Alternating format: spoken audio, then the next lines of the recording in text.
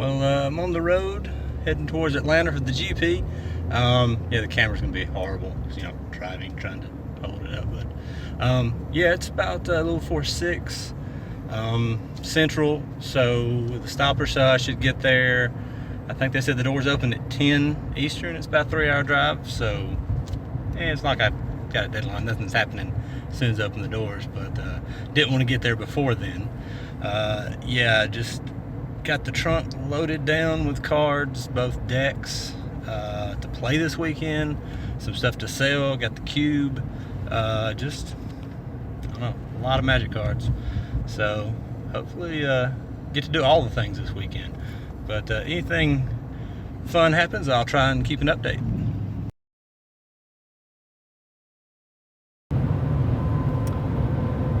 Going down the interstate, trying to get to Atlanta. They keep talking about the hurricane coming up the coast, and it is supposed to be pretty bad, but it's nowhere near Alabama right now. So the skies are blue, a couple white puffy clouds, and a little bit of traffic. But you know, cruise set on 80, not that big a deal. But you can see it's pretty nice out. I was gonna stop and go ahead and get something to eat, but I just want to go. I'm like maybe 70 minutes away. And of course, that's factoring in the 10 or 15 minutes once you hit Atlanta. So like the last 2 or 3 miles is going to take a good chunk. But anyway, looking forward to getting there. Tired of being in the car. So yeah, definitely can't look at the camera too much. You know, safe driving and all. But yeah, it's definitely clouded up some. I'm about, I don't know, 15-20 minutes outside of the venue, and well, so it's, you know, it's just kind of general. Is that like the sky? I don't know. I can't see it pointing out. I guess you can see the traffic. I don't know. But yeah, it's just traffic thickening up, clouds thickening up. Haven't seen any rain luckily yet, so hopefully I just make it to the venue before the bottom falls out. And I'm staying at a friend's house about 15 minutes on the other side of Atlanta, both nights, so it shouldn't be too bad. Like I said, at least I'm saving on hotel and stuff. But yeah, before this traffic gets super thick, just gonna give you a heads up. There's the skyline. I don't know if you can actually see it.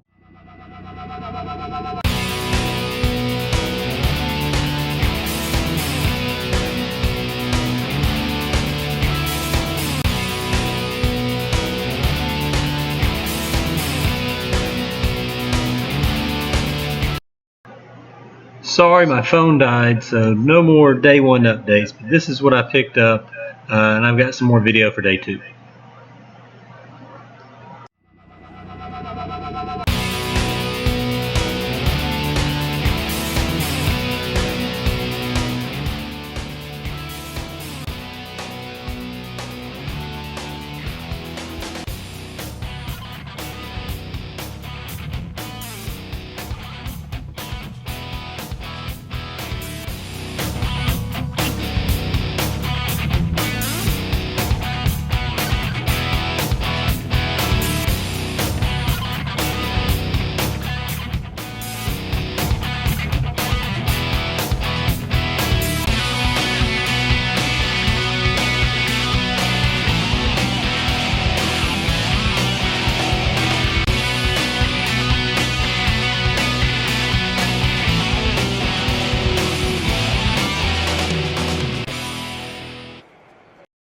All right, Marshall. You can't say Man of War, but in a non-powered cube, what would you rather build around? In a non-powered cube, what's my favorite build around? And I can't say Man of War. Man, you're really killing me with that one. Let me think for a minute. It's probably an artifact of some sort. I tend to like to do that. I also tend to like to do blinky things. You know, so like one of my other favorite creatures is a Mole Drifter, and if I can. Like, just casting it's great, right? Like, nobody's going to complain about casting a Drifter, but if you can return it to your hand or blink it, I love that kind of stuff too. So I'm always have my eye out for those types of little synergies. Just trying to like go over the top with value is definitely on my list. Oh, sweet. And since we're at a limited GP, we'll say draft instead of sealed because I like draft a little more. If you can't open a masterpiece, what card do you want to open, pack one, pick one the most in this set? Well, you know, the cards that I think we're going to see a lot of at the GP here are the colorless ones, so like Sky Sovereign, you know, the Wonder, like those are the type of cards that I think that we're going to see a lot of kind of game in and game out. But for me, you know, what's the best card in the set? It's probably Angel of Invention, and that's probably the card that I'd want to see the most. I'm still figuring out the colors and stuff, but I'd probably want Angel of Invention if I could just pick the card I want. I think it's most powerful. Thanks so much. Yep.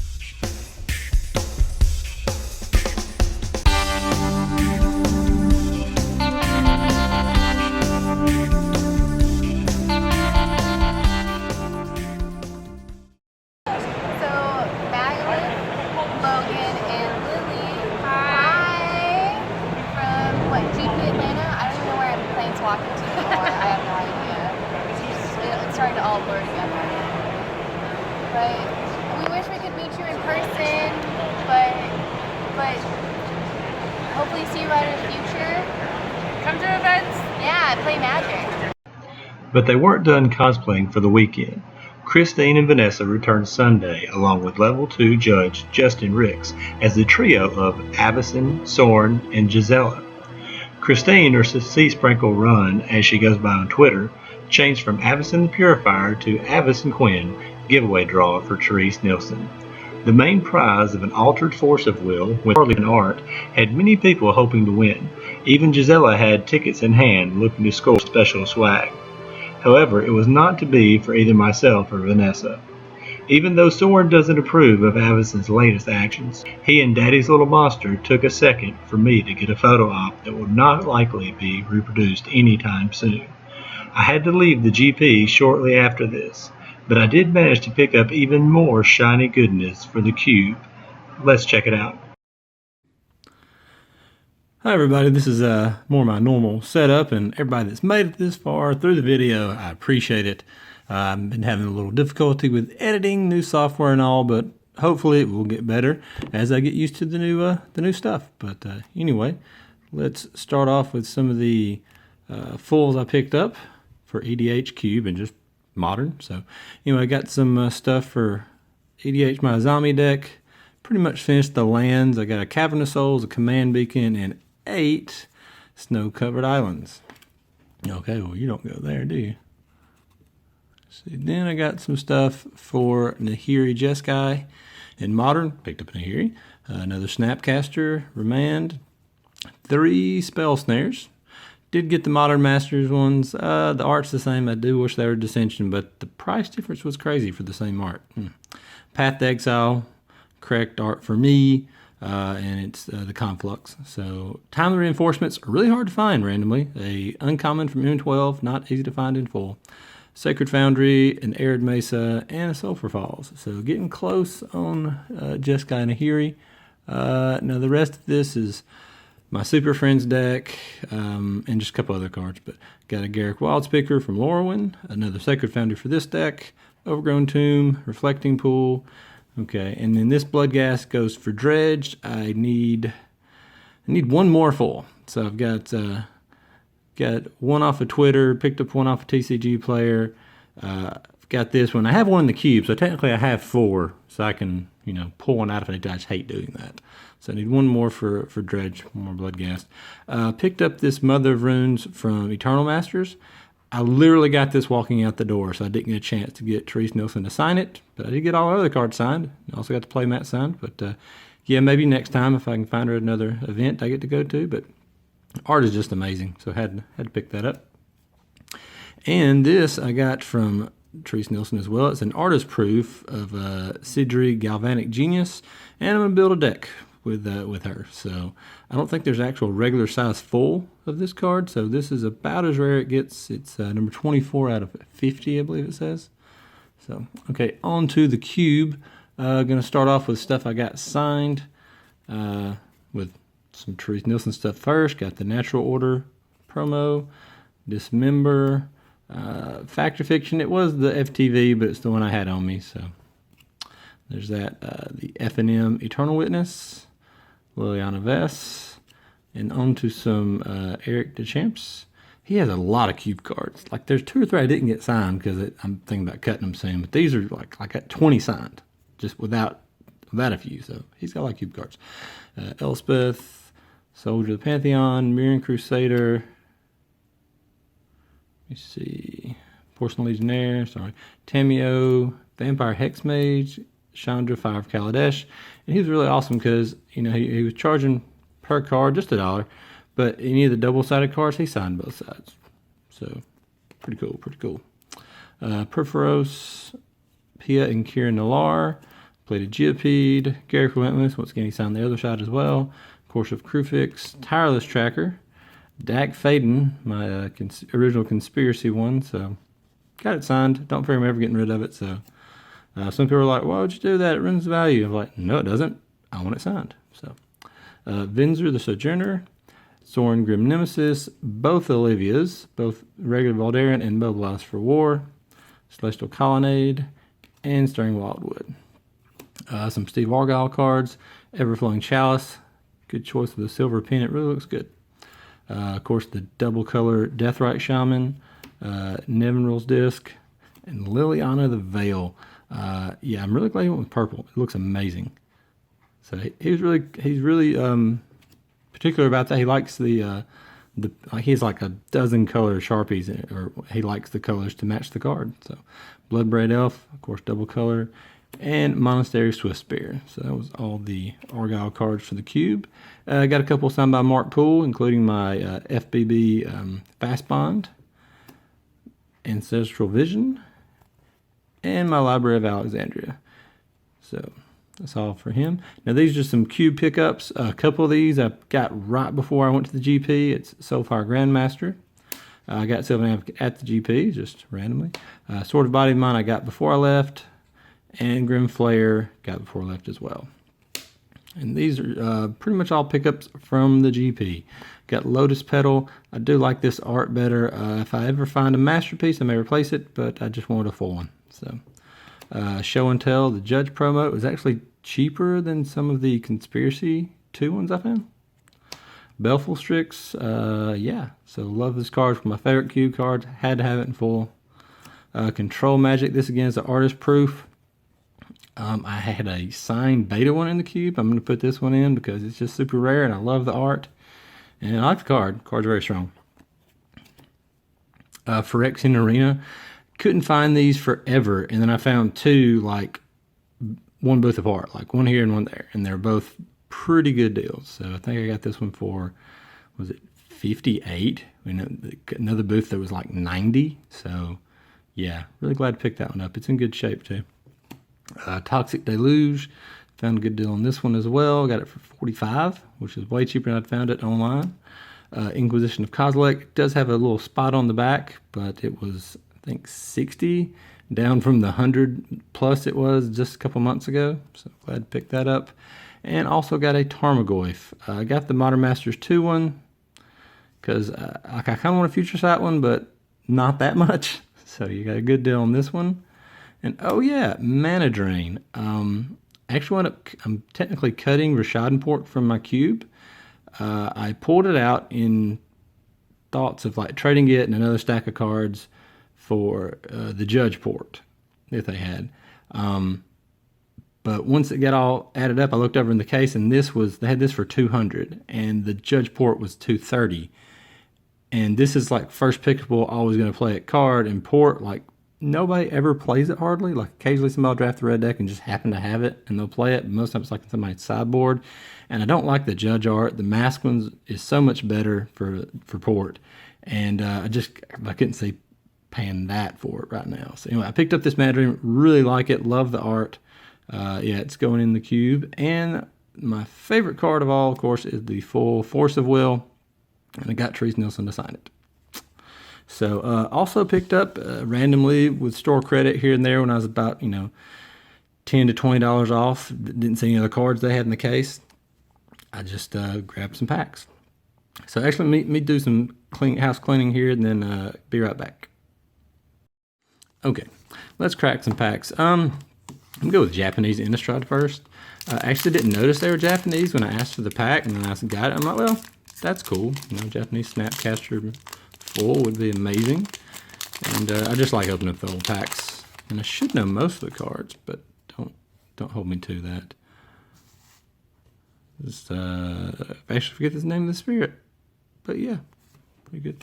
There's a Mulch, Brimstone Volley, Horrifying Reflection. I mean, looks like it. Might not be it, but that's what it looks like. Abyssinian Priest, Orchard Spirit. Yeah, I think it's the vampire that says if you have a vampire. Is that right? I forget. Ooh, gives lifelink and +2/+2. Moment of Heroism. Yeah, we can go with that. This is a discard that exiles. Can't remember the name of it to save my life right now. Memory's Journey. Love this card. It goes in and out of the DC. Depends on how combo-y I want it to be, but yeah. Intangible Virtue. Desperate Ravings. Interesting color on that, actually. The red's super weird. And we got a Elite Inquisitor. Boo. Hey, Delver Secrets. Japanese flip Delver Secrets. Not full, but I don't know. It's a cool card. Sees tons of play, of course. So that was a trip down Innistrad Lane. On to some Modern Masters. So hope I have time to go through these like I want to, and hopefully open up something amazing. That'd be great. These were not super cheap. They're like, I think 18 bucks a piece.